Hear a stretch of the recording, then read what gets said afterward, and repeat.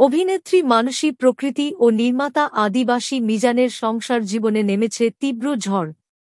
ব্যক্তিগত অভিযোগ, মানসিক কষ্ট আর ডিভোর্সের হুমকিতে এখন সরগরম সামাজিক যোগাযোগ মাধ্যম। আজ আমরা জানব ঘটনাটি ঠিক কে কি বলছেন এবং কেন এত আলোচনা। মানসী প্রকৃতি তাঁর ফেসবুক পোস্টে লিখেছেন, কোনো মদখোর ভালো স্বামী তো দূরের কথা, সে একজন সন্তানের বাবাও হওয়ার যোগ্য নয়। একজন প্রেগন্যান্ট স্ত্রীকে একা রেখে বার পর্যন্ত মদ খেতে যাওয়া কী ধরনের মানুষ। তিনি আরও লেখেন, ভেবেছিলাম ভালো হয়ে যাবে সে, কিন্তু কুত্তার লেজ তো কখনো সোজা হয় না।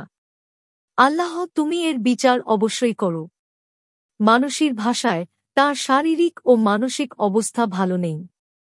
তিনি আশঙ্কা প্রকাশ করে বলেন, আমার বাবুর যদি কিছু হয়, তার দায়ভার মিজানের। অভিযোগের পাল্টা জবাবে আদিবাসী মিজান নিজেই ফেসবুকে লেখেন, ওকে, আমি তোমাকে ডিভোর্স দেব। অনেক বেড়ে গেছ। তুমি একটা মিথ্যুক।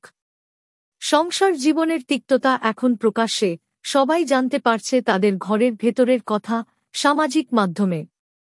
এই পরিস্থিতিতে অভিনেতা রৌনক হাসান সামনে এসে দুজনকেই অনুরোধ করেন, সংসারে সমস্যা থাকবেই।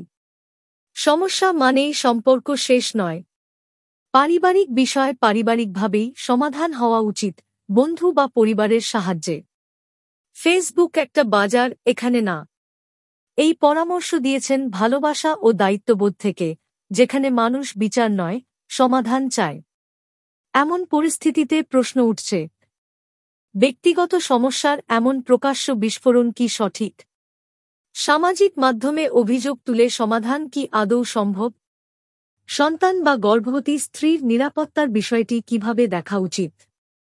এই ঘটনার মধ্য দিয়ে আরও একবার পরিষ্কার, সংসার শুধু ভালোবাসা নয়, দায়িত্ব, সহানুভূতি ও পারস্পরিক বোঝাপড়ার জায়গাও। আপনার মতামত কি?